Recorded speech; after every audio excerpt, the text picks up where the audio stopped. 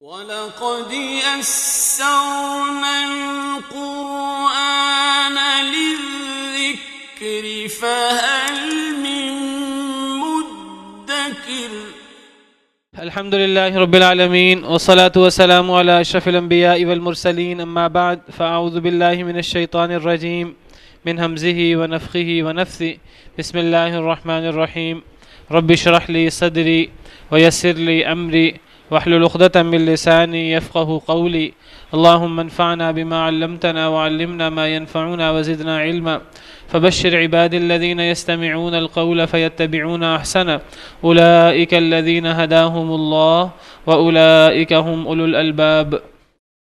ويوم تقوم الساعة يومئذ يتفرقون فأما الذين آمنوا وعملوا الصالحات فهم في روضة يحبرون وأما الذين كفروا وكذبوا بآياتنا ولقاء الآخرة فأولئك في العذاب محضرون فسبحان الله حين تمسون وحين تصبحون وله الحمد في السماوات والأرض وعشيا وحين تظهرون يخرج الحي من الميت ويخرج الميت من الحي ويحيي الأرض بعد موتها وكذلك تخرجون وَيَوْمَ تَقُومُ السَّاعَةُ يَوْمَئِذٍ يَتَفَرَّقُونَ اور جس دن قیامت قائم ہوگی اس دن وہ فرقوں میں بٹ جائیں گے، ٹولیوں میں بٹ جائیں گے، الگ الگ ہو جائیں گے۔ یہ مطلب نہیں ہے کہ ہر شخص الگ الگ ہوگا، یہ مطلب ہے کہ لوگ الگ الگ گروہ بن جائیں گے، مسلمان مسلمانوں کے ساتھ، کافر کافروں کے ساتھ، منافق منافقوں کے ساتھ، مشرک مشرکوں کے ساتھ، یہودی یہودیوں کے ساتھ، عیسائی عیسائیوں کے ساتھ، لوگ اپنے اپنے جیسے لوگوں کے ساتھ ٹولیاں بن جائیں گے، لوگ الگ الگ ہو جائیں گے۔ اور جو مومن ہیں ان کی تو یہ خصوصیت ہوگی کہ مومن لوگوں کا تعلق اور محبت بھی قائم دائم ہوگی، باقی لوگوں کی آپس میں محبت اور تعلق قائم نہیں ہوگا، باقی لوگ آپس میں دشمن بن جائیں گے لیکن وہ اکٹھے ہوں گے، لیکن مومن لوگ آپس میں اکٹھے بھی ہوں گے، دنیا کی باتیں بھی یاد کر رہے ہوں گے، اور مومنوں کا آپس میں تعلق اور محبت اسی طرح ہوگا جس طرح دنیا میں تھا۔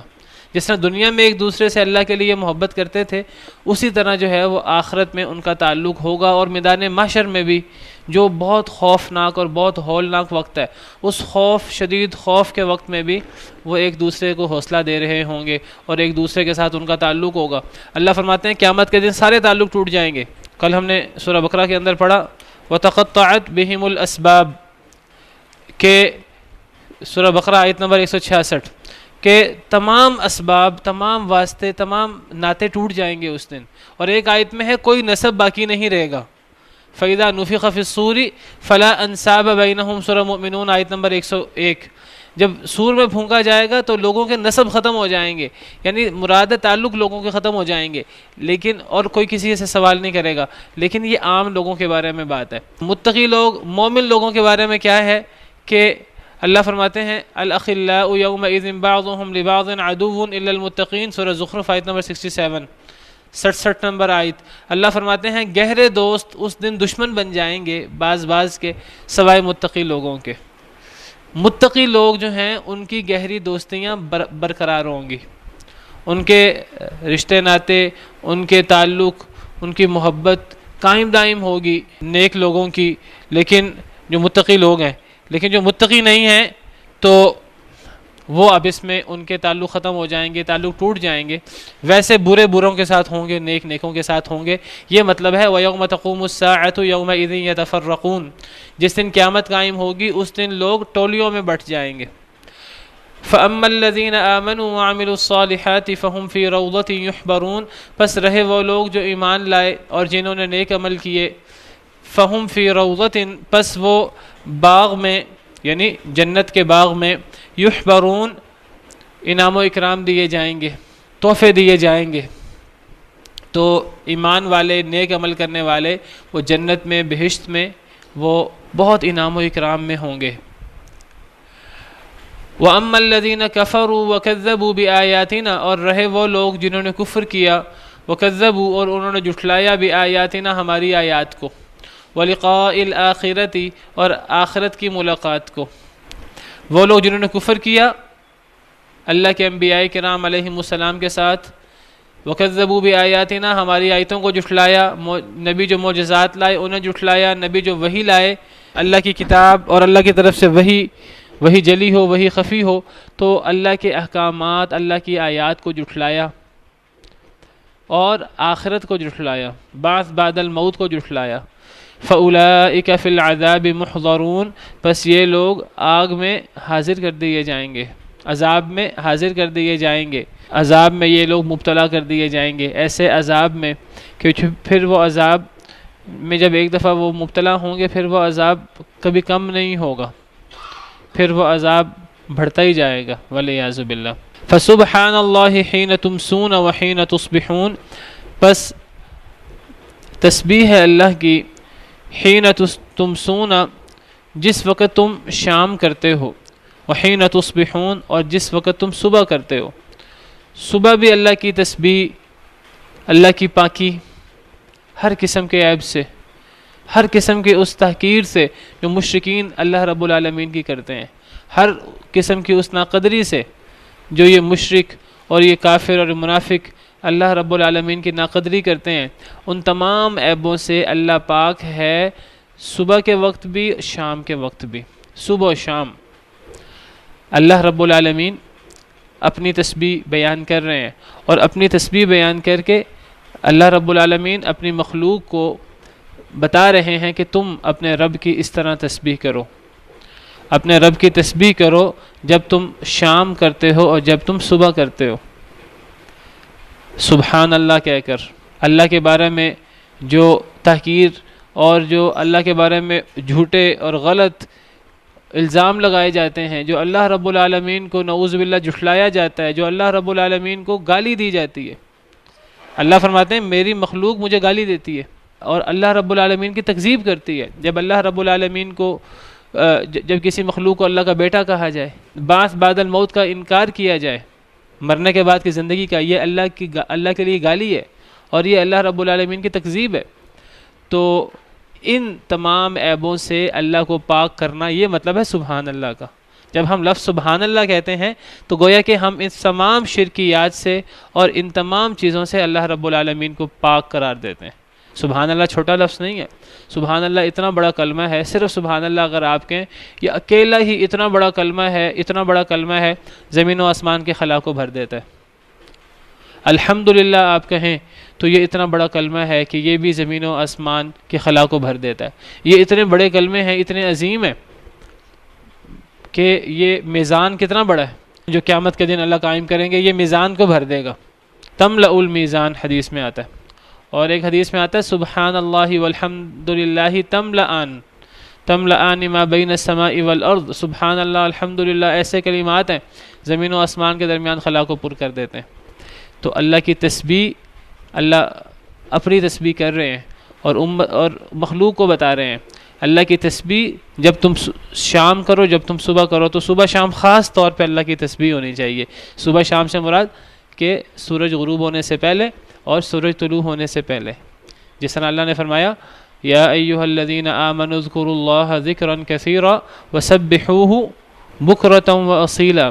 اے ایمان والو، صبح شام اللہ کا ذکر کرو اور اللہ کی تسبیح صبح اور شام کرو، اللہ کا بہت زیادہ ذکر کرو اور اللہ کی تسبیح صبح اور شام کرو۔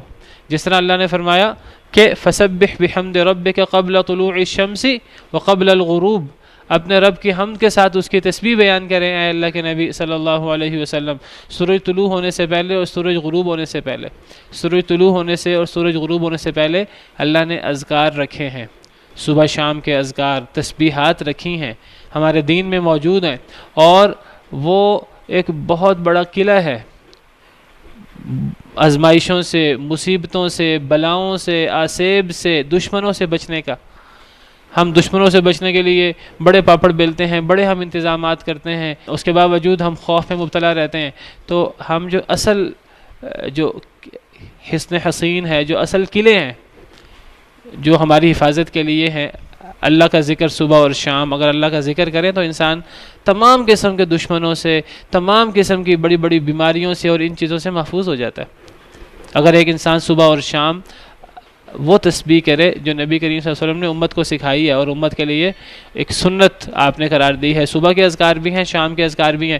حصن المسلم میں ایک کتاب ہے، اس کتاب میں یہ ساری تفصیلات موجود ہیں صحیح احادیث مبارکہ کی صورت میں. آپ کچھ کہنے لگے تھے شاید. عصر کے بعد سے شروع ہو جاتے ہیں، یہ عصر کے بعد سے لے کے رات تک. تو ویسے یہ جو اللہ کی تسبیح یہ عصر کے بعد سے لے کے عصر کے وقت بھی ہو سکتی ہے، مغرب کے وقت بھی ہو سکتی ہے، عشاء کے وقت بھی اور لیٹ نائٹ بھی، سحری کے وقت بھی ہوتی ہے. لیکن یہ جو عام طور پہ صبح شام اللہ کی تسبیح کا ذکر ہے، اس سے مراد زیادہ بہتر اس کا وقت جو ہے وہ سورج غروب ہونے سے پہلے. اسی لیے میں نے آپ کے سامنے یہ آیتیں پڑھی ہیں، فسبح بحمد ربک قبل طلوع الشمس وقبل الغروب، کہ اپنے رب کی حمد کے ساتھ اس کی تسبیح کریں سورج طلوع ہونے سے پہلے اور سورج غروب ہونے سے پہلے. تو یہ زیادہ بہتر وقت ہے. باقی شام کے بعد بھی ذکر و اذکار کیے جا سکتے ہیں، لیکن شام سے پہلے زیادہ بہتر ہے. عصر کے بعد زیادہ بہتر ہے، شام کے قریب، شام سے پہلے. صبح شام کے اذکار جو ہیں یہ بہت اذکار ہیں. اتنے اذکار ہیں کہ آپ 15 سے 20 منٹ کے اندر، 25 منٹ کے اندر آپ یہ اذکار کر سکتے ہیں. جو ہے یہ اذکار کی عادت بنا لیں تو بہت فائدہ مند ہے. اور یہ اذکار اگر آپ ان اذکار پہ غور کریں، اللہ کی تسبیح بھی ہے ان اذکار میں، اپنے لیے دعائیں بھی ہیں اپنی سلامتی کی. اللہم عافنی فی بدنی، اللہم عافنی فی سمعی، اللہم عافنی فی بصری. اے اللہ مجھے میرے بدن میں عافیت دے، اے اللہ میرے کانوں میں عافیت دے، اے اللہ میری آنکھوں میں عافیت دے. یہ اس قسم کی دعائیں ہیں ساری. اللہم انی اسألک العفو والعافیت فی الدنیا والآخرہ. اے اللہ میں دنیا اور آخرت میں آپ سے معافی بھی مانگتا ہوں اور آپ سے عافیت مانگتا ہوں دنیا آخرت میں. عافیت میں ہر شے آ جاتی ہے. عافیت میں بیماریوں سے عافیت بھی آ جاتی ہے، دشمنوں سے عافیت بھی آ جاتی ہے، اللہ کے غضب سے، اللہ کے قہر سے عافیت بھی آ جاتی ہے، اللہ کے عذابوں سے، قبر سے اور تکلیفوں سے عافیت، ہر چیز سے عافیت آ جاتی ہے. اور اللہ کو عافیت کی دعا بڑی پسند ہے. اور اللہم انی اسألک العفو والعافیت فی الدنیا والآخرہ، اللہم انی اسألک العفو والعافیت فی دینی و دنیای و اہلی و مالی. اے اللہ میں اپنے دین میں عافیت چاہتا ہوں، اپنے دنیا میں عافیت چاہتا ہوں، اپنے گھر میں. انسان کہتا ہے میرا گھر محفوظ رہے، تو یہ دعائیں صبح شام کے اذکار میں شامل ہیں. اور اپنے مال میں انسان چاہتا ہے میرا مال محفوظ رہے، تو یہ سارے صبح شام کے اذکار میں شامل ہیں. فی اہلی و مالی، اللہم استر عوراتی و آمر روعاتی. اے اللہ میرے عیبوں کو، مجھے میرے عیبوں سے محفوظ رکھ، میرے عیب لوگوں کے سامنے ظاہر نہ ہو. اے اللہ مجھے میرے خوف سے نجات دے. وعامر روعاتی، ہم کتنے خوف میں مبتلا ہوتے ہیں. کئی دفعہ دشمنوں کا خوف ہوتا ہے، کئی دفعہ چوری ڈاکے کا خوف ہوتا ہے، کئی دفعہ کیسوں کا خوف ہوتا ہے، کئی دفعہ کس چیز کا خوف ہوتا ہے. تو یہ ساری دعائیں موجود ہیں. پھر آپ ذرا آگے غور کریں، اللہم احفظنی من بین یدی. اے اللہ مجھے میرے آگے سے محفوظ رکھ. ومن خلفی، میرے پیچھے سے محفوظ رکھ. وعن یمینی، میرے دائیں سے محفوظ رکھ. وعن شمالی، میرے بائیں سے محفوظ رکھ. واعوذ بک ان اغتال من تحتی، مجھے میرے نیچے سے محفوظ رکھ. تو یہ ساری دعائیں صبح شام کے اذکار میں شامل ہیں. تسبیح بھی ہے اور دعائیں بھی ہیں. اور بسم اللہ الذی لا یضر مع اسمہ شیء فی الارض ولا فی السماء وهو السمیع العلیم، یہ بھی صبح شام کے اذکار میں شامل ہے کہ اللہ کے نام کے ساتھ جس اللہ کا نام لے لیا جائے تو نہ آسمان میں کوئی چیز نقصان دے سکتی ہے، نہ زمین میں کوئی چیز نقصان دے سکتی ہے. یہ ایسی دعا ہے 3 دفعہ صبح پڑھ لیں، 3 دفعہ شام پڑھ لیں، دنیا جہاں کی کوئی مصیبت تکلیف نہیں دے سکتی ہے آپ کو. ایک صحابی نے یہ حدیث بیان کی، ان صحابی کا کوئی ان کو بیماری تھی، کوئی ان کو فالج ہوا تھا. تو جب انہوں نے یہ حدیث بیان کی کہ جو شخص صبح شام 3 دفعہ یہ ذکر پڑھے، بسم اللہ الذی لا یضر مع اسمہ، یہ جو میں نے ابھی آپ کے سامنے پڑھا ہے، کہ جس کا مطلب یہ ہے کہ جب اللہ کا نام لے لو تو نہ آسمانوں میں کوئی چیز نقصان دے سکتی، نہ زمین میں کوئی چیز. تو جب یہ صحابی نے حدیث بیان کی تو جس کو حدیث بیان کی شاگردوں کو، وہ شاگرد غور سے ان کو دیکھنا شروع ہو گئے کہ بھئی آپ کو تو فالج ہوا ہے، آپ تو خود بیمار ہیں اور آپ یہ حدیث بیان کر رہے ہیں، تو کیا آپ یہ ذکر نہیں کرتے تھے؟ وہ کہنے لگے میں یہ ذکر کرتا تھا تو مجھ سے رہ گیا ایک دن، اور اس دن جو ہے یہ مجھ پہ بیماری ہو گئی. یعنی جب یہ ذکر چھوٹا تو مجھ پہ پھر بیماریاں حملہ آور ہوئیں. ورنہ یہ ہمارا ایمان کا حصہ ہے کہ جب کوئی شخص جو ہے صبح شام مستقل مزاجی کے ساتھ یہ اذکار کرے تو اسے نہ آسمان میں کوئی چیز نقصان دے سکتی، نہ اسے زمین میں کوئی چیز نقصان دے سکتی ہے. اور بہت سارے اذکار ہیں، 24 کے قریب اذکار ہیں، حصن المسلم میں لکھیں، تعداد بھی اس میں لکھی ہے. تو کون سا ذکر کتنی دفعہ کرنا ہے، کون سا ذکر. دیکھیے نبی صلی اللہ علیہ وسلم تو سارے کرتے تھے. ہاں جی، اب آپ کی سنت تو یہ ہے، تو اب ہم سے جتنے ہو جائیں بہتر تو یہ ہم سارے کریں. نمازوں کے اذکار اس کے علاوہ ہیں. باتھ روم جانے کے، باہر آنے کے اذکار الگ ہیں، سونے کے جاگنے کے اذکار الگ ہیں، مسجد میں جانے کے اور مسجد سے نکلنے کے اذکار الگ ہیں، کھانا کھانے شروع کرنے کے اور ختم کرنے کے اذکار الگ ہیں. ہر چیز کے اپنے اذکار ہیں. اللہ تو چاہتے ہیں میرا بندہ ہر وقت میرا ذکر کرتا رہے. تو اللہ نے جو ہے وہ مختلف اوقات میں اذکار رکھے ہیں، اور وہ اذکار اس قسم کے ہیں کہ اگر ہم ان کو ایک عادت بنا لیں تو وہ مشکل نہیں ہے. لیکن یہ آسان اس شخص کے لیے ہیں جو عمل کرے. جو عمل نہ کرے اس کو پھر یہ اذکار یاد ہی نہیں رہتے. یہ اذکار یاد رہتے ہیں اس شخص کو جو عمل کرے. صحابہ کرام رضوان اللہ علیہم اجمعین اس قسم کی چیزوں کو، قرآن جو پڑھتے تھے اور اس قسم کی جو احادیث، جو ذکر و اذکار، دعائیں، وہ اس طرح یاد نہیں کرتے تھے جس طرح ہم یاد کرتے ہیں رٹے مار کے. جس کو رٹا مارے وہ تو بھول جاتا ہے 2-3 دنوں میں. وہ کیا کرتے تھے صحابہ کرام کہتے ہیں، حضرت ابن عمر رضی اللہ عنہ سے مروی ہے، فرماتے ہیں کہ ہم نے سورہ بقرہ 8 سالوں میں سیکھی. تو ان سے پوچھا ان کے شاگردوں نے 8 سال میں؟ وہ کہنے لگے 8 سال میں ہم نے سیکھی. ہم تمہاری طرح نہیں سیکھتے تھے کہ بس ہم یاد کرتے، ہم علم اور عمل اکٹھا سیکھتے تھے. یعنی ہم جو سیکھتے تھے 2 آیتیں 3 آیتیں اس پہ عمل کرتے تھے. جب عمل ہو جاتا اس پہ، جب وہ رچ بس جاتی ہے ہماری زندگی میں، پھر اگلی آیتیں. تو ہم علم اور عمل سیکھتے تھے. عمل کریں گے تو چیز یاد رہے گی، عمل نہیں کریں گے تو 2 دن میں بھول جائے گی. جتنا مرضی قرآن یاد کر لیں، جتنی مرضی دعائیں یاد کر لیں، ساری بھول جائیں گی. یاد رکھنا تو اس کا ایک ہی طریقہ کار ہے، عمل شروع کر دیں، وہ کبھی نہیں بھولے گی پھر. تو صحابہ کرام کہتے ہیں ہم تو علم اور عمل سیکھتے تھے اکٹھا. آپ کچھ کہنے لگے تھے؟ باوضو ہو تو بہت اچھی بات ہے، لیکن اگر باوضو نہ ہو تو انسان ذکر کر سکتا ہے. حدیث میں آتا ہے نبی کریم صلی اللہ علیہ وسلم کے حوالے سے، کانا یذکر اللہ فی کل احیانی، کہ نبی کریم صلی اللہ علیہ وسلم ہر حال میں اللہ کا ذکر کرتے تھے. اور بعض احادیث میں کہ آپ کو شاید اللہ کا ذکر کا ہے یا قرآن کا ذکر ہے کہ آپ کو قرآن سے یا اللہ کا ذکر کرنے سے کوئی چیز نہیں روکتی تھی سوائے جنابت کی حالت. صرف اس حالت میں آپ، باقی ہر حالت میں آپ ذکر کرتے تھے. اور دیکھیے اللہ تعالیٰ کیا کہتے ہیں. اللہ فرماتے ہیں کہ ان فی خلق السماوات والارض واختلاف اللیل والنہار لآیات لأولی الالباب، زمین و آسمان کی تخلیق میں اور رات اور دن کے آنے جانے میں نشانیاں ہیں عقل مندوں کے لیے. عقل مند لوگ کون ہیں؟ عقل مند لوگ وہ نہیں ہیں جو کالم لکھیں اور جو دانشور ہوں اور جو ٹی وی پہ ہمارے پروگرام کرتے ہیں. عقل مند لوگ قرآن جن کو کہتا ہے الذین یذکرون اللہ قیاما وقعودا وعلی جنوبہم، جو کھڑے ہو کر، بیٹھتے ہوئے، لیٹتے ہوئے، پہلو کے بل، ہر حال میں اللہ کا ذکر کرتے ہیں. ہر حال میں انسان کیسے اللہ کا ذکر کر سکتا ہے؟ وہ یہی ہے جو اللہ تعالیٰ، جو ہمیں نبی صلی اللہ علیہ وسلم نے اذکار سکھائے ہیں. سونے کے اذکار، جاگنے کے اذکار. جب سونا ہے تو دائیں رخسار کے نیچے ہاتھ رکھ کر اور یہ دعا پڑھ کر اور یہ اذکار کر کے سونا ہے. جب اٹھنا ہے تو یہ ذکر کرنا ہے. باتھ روم جانا ہے تو یہ ذکر کرنا ہے. نماز پڑھنی ہے تو یہ ذکر کرنا ہے. ہم لوگ نماز پڑھ کے شاید سمجھتے ہیں کہ جی ہم نے بہت بڑے ایک ذمہ داری ادا کر لی. اللہ کیا کہتے ہیں؟ اللہ کہتے ہیں فَإِذَا قَضَيْتُمُ الصَّلَاةَ فَاذْكُرُوا اللَّهَ قِيَامًا وَقُعُودًا وَعَلَى جُنُوبِكُمْ. جب تم نماز پوری کر لو تو پھر اللہ کا ذکر کرو، کھڑے ہو کر، بیٹھ کر اور لیٹتے ہوئے. نماز ختم کرنے کے بعد اللہ کا ذکر کرنا ہے. تو ذکر تو اللہ کا کبھی بھی ختم نہیں ہوتا. نماز کے بعد کے اذکار ہیں، ہم کیا کرتے ہیں؟ نماز ختم نہیں ہوتی اور ہم جو ہے رسے اڑاتے ہیں. تو بہرحال یہ ذکر ہوگا، اللہ کی یاد ہوگی تو اللہ بھی ہمیں یاد رکھیں گے اور ہماری زندگی جو ہے وہ خیر و برکت کے ساتھ گزرے گی. اور جب ہم اس ذکر سے اور اس اللہ کی یاد سے کترائیں گے تو پھر اللہ بھی پھر دور بھاگیں گے. انسان گھر آ کے بھی کر سکتا ہے. باقی اگر ایک شخص جو ہے وہ فجر کی نماز کے بعد اللہ کا ذکر کرے اور مسجد میں بیٹھ کر اللہ کا ذکر کرے اور اشراق کی نماز پڑھ لے تو اس شخص کو اس ذکر کے اپنے فضائل کے ساتھ ساتھ اللہ بھی یاد کرتے ہیں اور ذکر کے اپنے فضائل بھی ہیں. اس شخص کو پورے حج اور عمرے کا ثواب بھی ملتا ہے صحیح حدیث مبارکہ کے مطابق. اگر کوئی بندہ مسجد میں بیٹھ کے کرے تو باقی اگر یہ بندہ مسجد میں بیٹھ کے نہیں کرتا تو ذکر کی فضیلت پھر بھی ہے، پھر یہ حج عمرے والا ثواب نہیں ملے گا، باقی ذکر کی اپنی فضیلت ہے.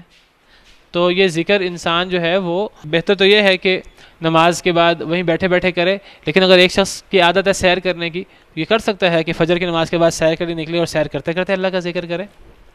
ہم کیا کرتے ہیں کہ ہم یہ ایسے جو ہمارے فارغ اوقات ہیں، انتظار کے اوقات ہیں، سیر کے اوقات ہیں، ہم وہ لگا لیتے ہیں ہیڈ فون یا وہ، اور ہم جو ہے وہ الٹی سیدھی چیزیں ہم سننا شروع کر دیتے ہیں. حالانکہ اس موقع پر ہم قرآن سن سکتے ہیں، اس موقع پر اللہ کا ذکر کر سکتے ہیں. فارغ وقت ہوتا ہے ہمارے پاس. لا تنسى ذکر اللہ کا ذکر کو کبھی بھی نہ بھولو.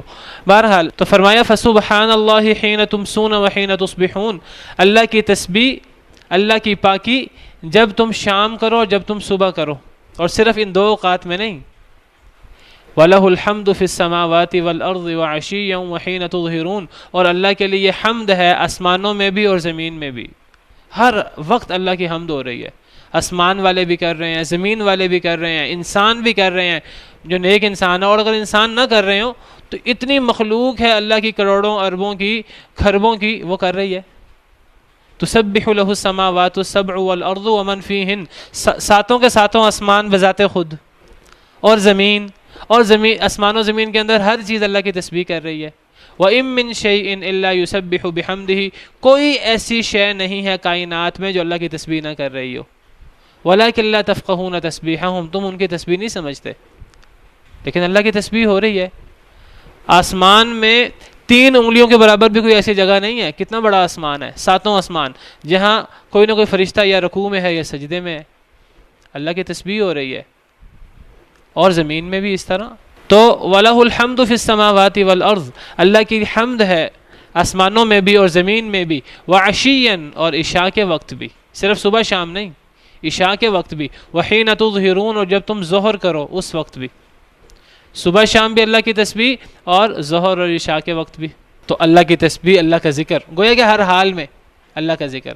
بعض علماء نے اس سے نمازیں ثابت کی ہیں. وہ کہتے ہیں کہ اس سے 5 نمازیں ثابت ہوتی ہیں. وہ کہتے ہیں کہ سبحان اللہ الحمدللہ، نماز کے اندر بھی سبحان اللہ الحمدللہ ہوتا ہے.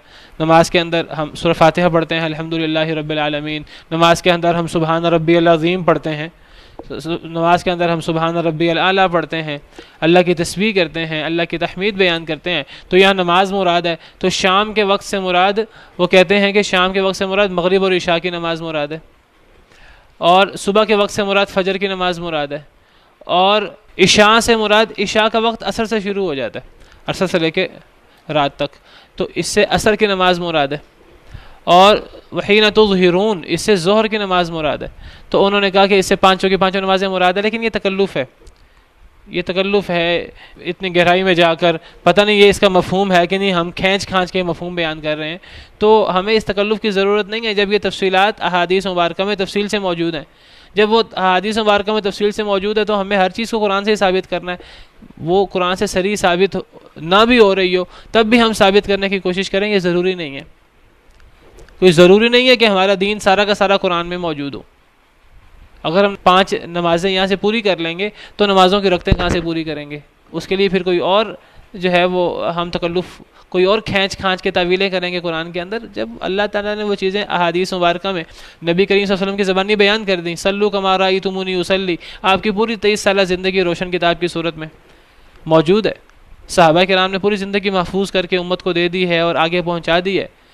اور نبی صلی اللہ علیہ وسلم نے فرمایا تھا اے اللہ گواہ بن جا، میں نے پہنچا دی ہے.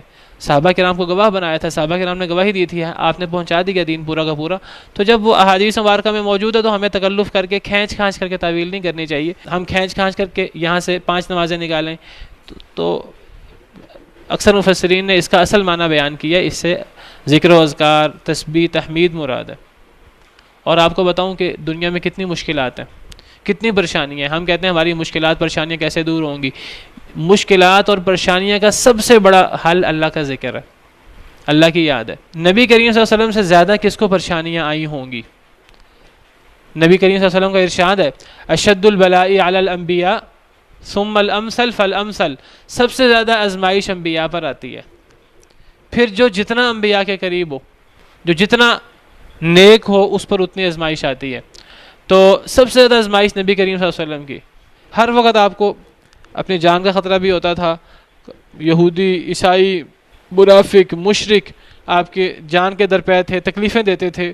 اور ہر وقت الٹے سیدھے الزامات اور ہر وقت لڑائی جھگڑا اور جنگیں اور یہ چیزیں، تو اللہ تعالیٰ فرماتے ہیں وَلَقَدْ نَعْلَمُ أَنَّكَ يَضِيقُ صَدْرُكَ بِمَا يَقُولُونَ، اور البتہ تحقیق ہم جانتے ہیں اے اللہ کے نبی صلی اللہ علیہ وسلم، سورہ ہجر آیت نمبر 97، ہم جانتے ہیں کہ آپ کا سینہ تنگ ہوتا ہے جو یہ کہتے ہیں، یہ جو بکواس کرتے ہیں آپ کے خلاف، الزامات لگاتے ہیں کبھی آپ پر، کبھی آپ کے حرم پر، بیوی پر آپ کے، اور آپ کو کبھی مجنون، کبھی دیوانہ، کبھی ساحر، کبھی کذاب، اور کبھی کیا والعیاذ باللہ، کبھی یہ کہنا قرآن گھڑ لیا اپنی طرف سے، اور کبھی اس قسم کے الزامات۔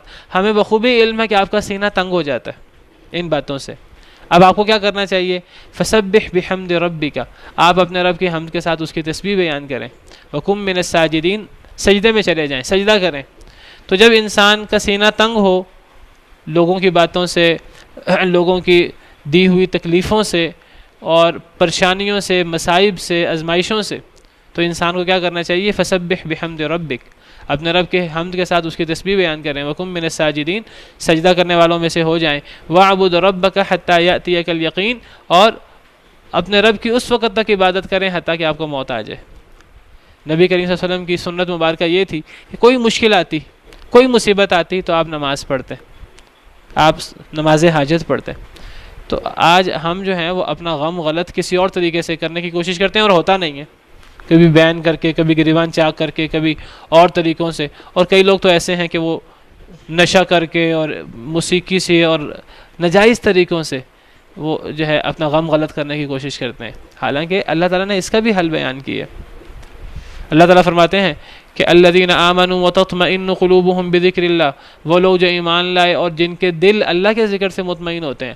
الا بذکر اللہ تطمئن القلوب، خبردار اللہ کے ذکر سے ہی دلوں کو اطمینان نصیب ہو سکتا ہے۔ دل اللہ کے ہاتھ میں ہے، دل کو سکون نصیب ہو ہی نہیں سکتا جب تک اللہ کا ذکر نہ ہو، تو دل کو سکون کیسے آئے گا؟ کبھی سکون نہیں آئے گا اللہ کی نافرمانی کر کے۔ سبحان اللہ وبحمدہ سبحان اللہ العظیم، صحیح بخاری کی آخری حدیث ہے۔ یہ دو ایسے کلمات ہیں کہ زبان پہ بہت ہلکے، میزان پہ بہت بھاری، ان کا اجر بہت زیادہ ہے، اللہ کو بڑے محبوب ہیں۔ کلمتان خفیفتان علی اللسان ثقیلتان فی المیزان حبیبتان الی الرحمن سبحان اللہ وبحمدہ سبحان اللہ العظیم۔ پھر حدیث میں آتا ہے 4 کلمات ایسے ہیں کہ سورج جن چیزوں پر طلوع ہوتا ہے ان تمام چیزوں سے وہ 4 کلمات افضل ہیں۔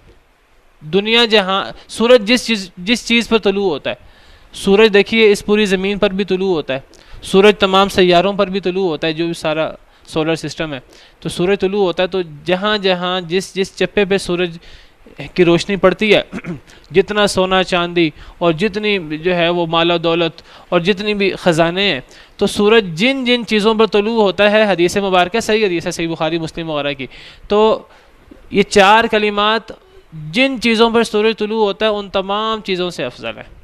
4 کلمات کون سے ہیں؟ سبحان اللہ، الحمدللہ، اللہ اکبر، لا الہ الا اللہ۔ تو دیکھیے سبحان اللہ میں، سبحان اللہ تسبیح میں آ گیا نا، الحمدللہ جو ہے تحمید میں آ گیا۔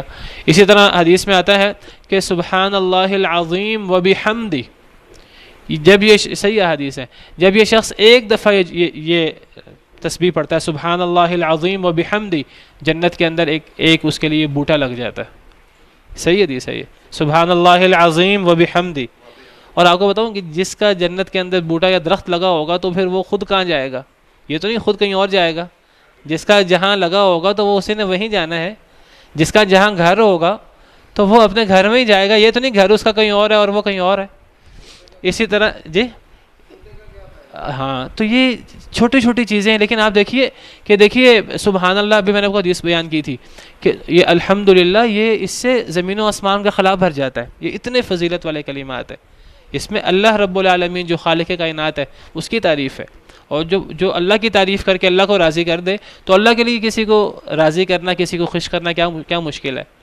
حدیث مبارکہ میں آتا ہے کہ جو شخص سبحان اللہ وبحمدہ یہ کلمات ایک دن میں 100 دفعہ پڑھے تو اگر اس کے گناہ سمندر کی جھاگ کے برابر بھی ہوں، اللہ وہ بھی معاف کر دیں گے۔ سبحان اللہ وبحمدہ، یہ بھی تسبیح ہے، یہ ساری صحیح احادیث ہیں۔ اور ایک اور حدیث ہے کہ جو بندہ سبحان اللہ وبحمدہ یہ کلمات صبح 100 دفعہ پڑھے اور شام کو 100 دفعہ پڑھے تو اس سے نیک عمل کسی کا ہو ہی نہیں سکتا، الا یہ کہ کوئی شخص اتنی ہی دفعہ یہ کلمات پڑھ لے یا اس سے زیادہ دفعہ پڑھ لے. یہ ساری احادیث صحیح ہیں اور ان سب میں تسبیح ہے. یہ سارے اس میں سبحان اللہ کے الفاظ ہیں. جی صلی اللہ علیہ وسلم نبی. اس کی اہمیت یہ جو بندہ یہ الفاظ کہتا ہے تو اللہ کہتے ہیں مجھ پر لازم ہو جاتا ہے میں اس کو راضی کروں. پھر جو بندہ یہ کہتا ہے کہ میں اللہ پر رب ہونے پر راضی ہو گیا اور میں اسلام کے دین پر راضی ہو گیا, نبی صلی اللہ علیہ وسلم کے نبی ہونے پر راضی ہو گیا, اللہ فرماتے ہیں کہ مجھ پر لازم ہو جاتا ہے میں اس شخص کو راضی کروں. تو بہرحال یہ تب ہے جب ہم ان چیزوں کو اپنا اگر ہم عادت بنائیں.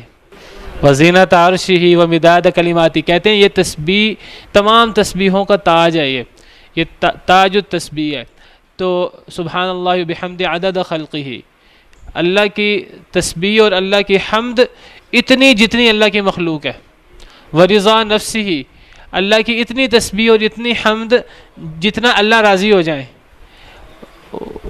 وزینت عرشہ, اللہ کے عرش کے وزن کے برابر, اللہ کا عرش سب سے بڑی مخلوق ہے, اللہ کے عرش کے وزن کے برابر اللہ کی تسبیح اور اللہ کی حمد. اور آخر میں ہے ومداد کلماتی, اللہ کے کلمات تعریف کے کلمات کی سیائی کے برابر. اور اللہ کے تعریف کے کلمات کی سیائی کتنی ہے؟ اگر ساری کی ساری زمینیں جو ہیں, سارے کے ساری زمین کے درخت جو ہیں وہ قلم بن جائیں اور سارے کے سارے پانی سیاہی بن جائیں, اللہ کی تعریف کے کلمات ختم نہیں ہوں گے. تو اللہ کی تعریفی کلمات کی سیائی کے برابر جو ہے وہ اللہ کی تسبیح اور حمد. تو یہ دیکھیے ہم اللہ کی حمد اور تسبیح بھی بیان نہیں کر سکتے, ہمیں اللہ نے خود سکھایا ہم کیسے اللہ کی تسبیح اور اللہ کی حمد بیان کریں. تو ہم اس طرح اللہ کی حمد اور اللہ کی تسبیح بیان کر سکتے ہیں. اس کی بہت فضیلت ہے. یہ سب سے افضل کلمات یہ 4 کلمات ہیں, سبحان اللہ, الحمدللہ, لا الہ الا اللہ, اللہ اکبر, ولا حول ولا قوت الا باللہ العظیم. الگ ہے, صحیح بخاری صحیح مسلم میں آتا ہے کہ یہ جنت کے خزانوں میں سے ہے. لا حول ولا قوت الا باللہ العلی العظیم, لا حول ولا قوت الا باللہ. بندہ ساتھ لگا کے پڑھ لے. اگر بندہ فارغ ہے تو سبحان اللہ, الحمدللہ, ولا الہ الا اللہ, واللہ اکبر, ولا حول ولا قوت الا باللہ العلی العظیم. بندہ اس کا ورد کرتا رہے, بہت فضیلت کی بات ہے, بہت فضیلت کی بات ہے. تمہید نہیں تحمید کہتے ہیں. تحمید بھی ہے, تحلیل بھی ہے, لا الہ الا اللہ, اور تکبیر, اللہ اکبر. یہ سب چیزیں قرآن بھی ذکر کے اندر آتا ہے, یہ تمام چیزیں بھی ذکر کے اندر آتی ہیں.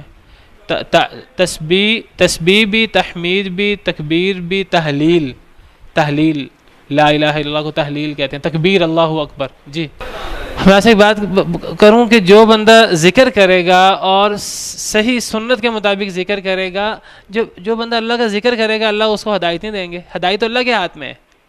تو ایک بندہ ذکر کرے اور صحیح طریقے سے ذکر کرے تو انشاءاللہ اسے اللہ کی طرف سے بہت امکان ہے اسے ہدایت نصیب ہو جائے اور وہ صحیح راہ راست پہ آ جائے. دیکھیے جو اللہ کا ذکر کرتا ہے اللہ اس کا ذکر کرتے ہیں. اگر ایک انسان سنت کے مطابق اللہ کا ذکر کرے گا, سنت کے مطابق, اپنے بنائے ہوئے طریقے سے نہیں, سنت کے مطابق اللہ کا ذکر کرے اور اس کو اپنی عادت بنا لے تو اللہ رب العالمین اس پہ نظر کرم نہیں کریں گے. پھر کس پہ کریں گے؟ اگر اس پہ نہیں کریں گے تو اللہ اس کا عقیدہ صحیح کر دیں گے انشاءاللہ. شعوری طور پہ کریں یا لا شعوری طور پہ کریں, وہ ان کے پاس اختیار نہیں ہے, وہ اپنی مرضی سے نہیں کرتے, وہ اپنی مرضی سے نہیں کرتے. انسان اور جن دو ایسی مخلوقات ہیں جو اپنے اختیار سے کرتے ہیں. یہ چاہیں تو نہ کریں, چاہیں تو کریں. باقی مخلوقات پابند ہیں اللہ کی, وہ طوعا و کرہن کرتی ہیں, خوشی سے یا ناخوشی سے, ہر حالت میں ان کو کرنا پڑتا ہے. لیکن انسان اپنی مرضی سے کرتا ہے اور جن بھی. چلیں اذان کے بعد باقی. نبی صلی اللہ علیہ وسلم نے فرمایا کہ اذا سمعتم المؤذن فقولوا مثل ما يقول, جب تم مؤذن کو سنو تو وہی کہو جو وہ کہہ رہا ہے, سوائے حی علی الصلاح حی علی الفلاح کے. اس کی جگہ پر ہم لا حول ولا قوت الا باللہ کہیں گے. اور پھر حدیث میں ہے ثم صلوا علیہ, پھر مجھ پہ درود پڑھو. اور ایک حدیث مبارکہ میں آتا ہے جو بندہ جو اذان کے بعد یہ دعا پڑھتا ہے اللہم رب هذه الدعوۃ التامۃ والصلاۃ القائمۃ, اس پر میری شفاعت لازمی ہو جاتی ہے. اذان جب مؤذن وہ الفاظ کہہ دے تو اس کے بعد ہم کہہ دیں. جی تو دودھ بھیجنا چاہیے. جی کب؟ نماز میں؟ نماز کے دوران آپ کو میں دیکھ کے بتاؤں گا. میرا خیال ہے کہ حدیث آتی ہے نماز کے دوران بھی شاید، درود کا تو مجھے اب یاد نہیں ہے، چھینک کے بارے میں شاید ہے، لیکن میں دیکھ کے بتاؤں گا آپ کو انشاءاللہ دیکھ کے بتاؤں گا آپ کو.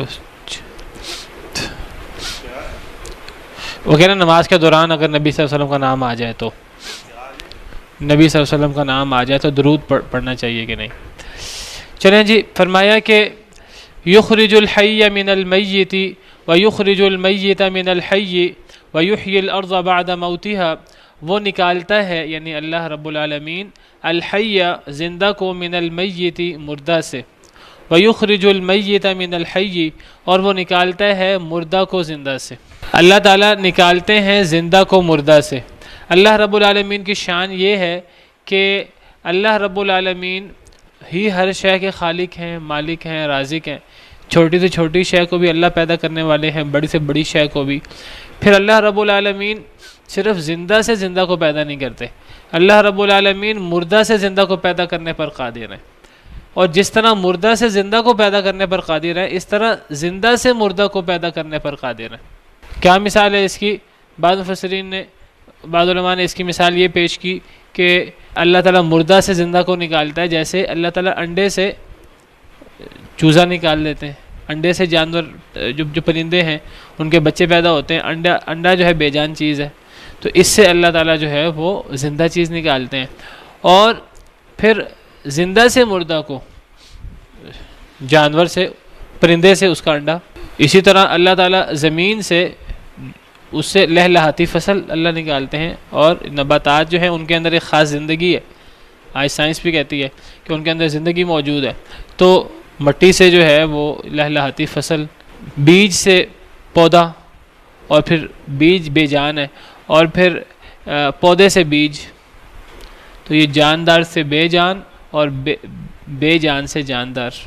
اور پھر اسی طرح اس سے یہ بھی مراد ہو سکتی ہے کہ اللہ تعالیٰ مردہ سے زندہ کو نکالتے ہیں، یعنی ایسی جگہ جہاں کسی قسم کی خیر و برکت کی کوئی امید نہیں ہوتی، جہاں کفر و شرک کا اندھیرا ہوتا ہے، بعض دفعہ اللہ تعالیٰ وہاں سے توحید کی روشنی کی ایسی شمع روشن کرتے ہیں. واللہ یہ اللہ کا ہی کام ہے. حضرت ابراہیم کا والد جو بت بناتا تھا اور امام تھا اس چیز میں، کفر کا امام، وہاں سے اللہ نے حضرت ابراہیم کو پیدا کیا. فرعون کے گھر حضرت موسیٰ پلتے رہے، فرعون کے گھر میں. دیکھیے وہ فرعون جو حضرت موسیٰ کے پیدا ہونے کے ڈر سے اس نے پتہ نہیں کتنے بچے قتل کروائے، شہید اس نے کتنے بچے ذبح کرا دیے اس نے. اسی کے گھر میں وہ بچہ پلا جس بچے نے اس کی سلطنت کو تخت و تاراج کرنا تھا. اللہ کے کام ہے. تو اللہ مردہ سے زندہ کو نکالتے ہیں. اور اسی طرح زندہ سے مردہ کو نیک لوگوں کے گھر شیطان پیدا ہو جاتے ہیں. نبیوں کے گھر، حضرت نوح علیہ السلام کا بیٹا آپ دیکھ لیجئے. اور اسی طرح کئی دفعہ نیک ماں باپ ہوتے ہیں تو ان کی اولاد بڑی نافرمان ہوتی ہے. وہ جو حضرت موسیٰ اور حضرت خضر کا قصہ ہے، تو اس میں جس بچے کو قتل کیا تھا حضرت خضر علیہ السلام نے، تو وہ اس کے ماں باپ نیک تھے، اور بچہ ان کا جو ہے بڑا ہی اس نے بڑا ہو کر ان کا نافرمان بننا تھا. وَأَمَّا الْغُلَامُ فَكَانَ أَبَوَاهُ مُؤْمِنَيْنِ فَخَشِينَا أَن يُرْهِقَهُمَا طُغْيَانًا وَكُفْرًا. یہ جو لڑکا تھا اس کے ماں باپ نیک تھے، تو ہمیں ڈر ہوا کہ یہ بڑا ہو کر کفر کر کے اور اپنے ماں باپ کی سرکشی اور نافرمانی کر کے ان کو تکلیف دے گا. تو وہ نیک ماں باپ کے گھر وہ شیطان تھا. تو یہ بھی مراد ہے، مردہ سے زندہ کو اور زندہ سے مردہ کو. وَيُحْيِي الْأَرْضَ بَعْدَ مَوْتِهَا، اور اللہ زندہ کرتے ہیں زمین کو اس کی موت کے بعد. زمین کو اللہ اس کی موت کے بعد زندہ کرتے ہیں. ایک زمین بنجر ہوتی ہے، اور ایک بنجر اور مردہ زمین کو کس طرح اللہ تعالیٰ جو ہے وہ زندہ کرتے ہیں. اللہ فرماتے ہیں وَهُوَ الَّذِي أَرْسَلَ الرِّيَاحَ بُشْرًا بَيْنَ يَدَيْ رَحْمَتِهِ. اللہ تعالیٰ اپنی رحمت یعنی بارش سے پہلے ہوائیں بھیجتے ہیں بشارت دینے کے لیے. حتیٰ اذا اقلت سحابا ثقالا سقناہ لبلد میت، حتیٰ کہ جب وہ ہوائیں بھاری بوجھل بادل اٹھا لیتی ہیں، بادلوں کو ہوائیں اٹھا کے لے کے جاتی ہیں. سقناہ الی بلد میت، ہم پھر ان بادلوں کو ایک مردہ شہر کی طرف لے جاتے ہیں. بلد میت، اللہ نے لفظ میت بولا ہے، وہ شہر مردہ ہوتا ہے. ایک مردہ شہر کی طرف ہم ان بادلوں کو ہواؤں کے ذریعے گھسیٹ کر لے جاتے ہیں. فَأَنزَلْنَا بِهِ الْمَاءَ، تو اس مردہ شہر پہ ہم پانی برساتے ہیں. فَأَخْرَجْنَا بِهِ مِنْ كُلِّ الثَّمَرَاتِ، ہم اس سے ہر قسم کا پھل نکالتے ہیں. جو قریش مکہ، جو قومیں بعث بعد الموت کا انکار کرتی ہیں، مرنے کے بعد کی زندگی کا انکار کرتی ہیں، اللہ نے دو بڑی بڑی عقلی دلیلیں دی ہیں سورہ حج میں، ایک ہی آیت کے اندر. جو لوگ مرنے کے بعد کی زندگی کے قائل نہیں ہیں، اللہ فرماتے ہیں سورہ حج کی آیت نمبر 5 ہے کہ 6 ہے، یا ایھا الناس ان کنتم فی ریب من البعث، اے لوگو اگر تمہیں بعث کے بارے میں کوئی شک ہے، اگر تمہیں بعث کے بارے میں کوئی شک ہے، فإنا خلقناکم من تراب، تو یہ سورہ حج آیت نمبر 5 ہے. تو اللہ نے دو عقلی دلیلیں دی ہیں بعث بعد الموت کی. ایک عقلی دلیل تو یہ ہے کہ مشرکین مکہ انسان کی زندگی کے تو قائل ہیں، اس بات کے تو قائل ہیں کہ انسان کو اللہ پیدا کرتا ہے. اللہ فرماتے ہیں کہ مشرکین مکہ اللہ کو انسان کا خالق تو مانتے ہیں، لیکن وہ انسان کی تخلیق کے مرحلے بھول گئے ہیں. انسان کی تخلیق کے مرحلے کیا ہیں؟ انسان کی تخلیق ایک دفعہ نہیں ہوتی. انسان کی تخلیق کے بعد تخلیق کے بعد تخلیق. انسان ایک دفعہ پیدا نہیں ہوتا. انسان ایک دفعہ پیدا ہوتا ہے، پھر دوبارہ پیدا ہوتا ہے، پھر تیسری دفعہ، پھر چوتھی دفعہ، ہزاروں دفعہ، لاکھوں دفعہ انسان پیدا ہوتا ہے. ہمارے جسم کے اندر کتنے سیلز ہیں جو ہر وقت بنتے رہتے ہیں، ٹوٹتے رہتے ہیں، مرتے رہتے ہیں، زندہ ہوتے رہتے ہیں، یعنی بلینز اور ٹریلینز کے حساب سے. یہ تو آج سائنس ہمیں بتاتی ہے، ورنہ اللہ تعالیٰ نے تو فرما دیا کہ یہ جو نطفہ سے علاقہ بنتا ہے یہ ایک تخلیق ہے، علاقہ سے مضغہ بنتا ہے یہ ایک تخلیق ہے، پھر مضغہ مخلقہ یا غیر مخلقہ، اور پھر اس سے ہڈیاں، اور پھر اس ہڈیوں پر گوشت، اور پھر ایک نئی تخلیق ماں کے پیٹ سے باہر آ جاتی ہے. اور پھر یہیں پر بس نہیں، وہ بچہ پھر کس طرح بڑا ہوتا ہے، پھر اس سے وہ لڑکا بنتا ہے، لڑکے سے پھر نوجوان، پھر جوان، پھر بڑھاپا. یہ سب تخلیق ہے، یہ ایک چیز نہیں ہے، یہ تخلیق در تخلیق ہے. اللہ نے اس کو قرآن میں تخلیق قرار دیا ہے. اللہ فرماتے ہیں ثم خلقنا النطفة علقة، نطفے سے ہم نے علقہ تخلیق کیا. فخلقنا العلقة مضغة، علقہ سے ہم نے مضغہ تخلیق کیا. یہ نئی تخلیق ہے، ایک مضغہ گوشت کا لوتھڑا، اور مضغہ سے ہم نے ہڈیاں تخلیق کی. اور تو یہ ہر ایک چیز جو ہے وہ نئی تخلیق ہے. اور یہاں تو اللہ نے 4-5 مرحلے بیان کیے ہیں، ورنہ آج تو سائنس ہمیں بتاتی ہے کہ سیلز وغیرہ کو آپ دیکھیں تو کتنے سیلز روزانہ اس وقت ہمارے جسم کے اندر کتنے سیلز بن رہے ہیں، اور کتنے ٹوٹ رہے ہیں، اور کتنے مر رہے ہیں. ایک نئی تخلیق ہو رہی ہے. ہم اس لیے تو یعنی ہمارے اندر ترقی تنزلی ہے. اگر یہ نہ ہو تو نہ موت آئے ہمیں، اور نہ ہم اس طرح کر کے بڑے ہوں. تو ایک تو یہ عقلی دلیل ہے کہ جس طرح انسان میں ہر دم تخلیق ہو رہی ہے، تخلیق بھی ہو رہی ہے، اور انسان مرتا بھی ہے، اور تخلیق بھی ہو رہی ہے، انسان سوتا بھی ہے، جاگتا بھی ہے. بالکل اسی طرح موت آپ سمجھیے اسی طرح کی ایک لمبی نیند ہے، اور پھر انسان دوبارہ جاگ جائے گا مرنے کے بعد. یہ ایک عقلی دلیل ہے انسان کے مرنے کے بعد کی زندگی کی. دیکھیے میں کہتا ہوں انسان کی زندگی کے اندر کتنی توڑ پھوڑ ہو رہی ہے ہمارے اندر. اب آپ سمجھے جب انسان مر جاتا ہے تو یہ جو توڑ پھوڑ ہے تھوڑا سا مرحلہ اس کا لمبا ہو جاتا ہے. یہ جو نیند ہے یہ تھوڑی لمبی ہو جاتی ہے بس، اور اس نیند سے ہم نے جاگنا ہے حشر کے دن. تو یہ ایک نیند ہی تو ہے. ہم روزانہ سوتے ہیں اور جاگتے ہیں، وہ ہمیں عجیب محسوس نہیں ہوتا، لیکن مرنے کے بعد کی زندگی عجیب محسوس ہوتی ہے. تو دوسری جو عقلی دلیل اللہ نے پیش کی وہ وَتَرَى الْأَرْضَ حَامِدَةً فَإِذَا أَنزَلْنَا، تم زمین کو خشک دیکھتے ہو، بنجر، مردہ، پھر اللہ تعالیٰ اس کو پانی برساتے ہیں تو زمین اچانک اس کے اندر جو ہے زندگی پیدا ہو جاتی ہے، وہ ہلنا شروع کر دیتی ہے، پھولنا شروع کر دیتی ہے، اور پھر اس میں اللہ تعالیٰ فصلیں اور یہ چیز اگاتے ہیں. تو یہاں اللہ نے بعث بعد الموت کی دلیل کے طور پر اللہ فرماتے ہیں وَيُحْيِي الْأَرْضَ بَعْدَ مَوْتِهَا، اور اللہ زندہ کرتے ہیں زمین کو اس کی موت کے بعد. وَكَذَلِكَ تُخْرَجُونَ، اسی طرح تمہیں نکالا جائے گا، تم بھی اسی طرح پیدا ہوگے، یعنی مرنے کے بعد تم بھی دوبارہ اٹھو گے. جس طرح اللہ مردہ زمین کو زندہ کر دیتے ہیں تو اس طرح تم بھی مرنے کے بعد دوبارہ زندہ ہوگے. سبحان ربک رب العزت عما یصفون وسلام علی المرسلین الحمد للہ. في رحبه تحلو الحياة شوقا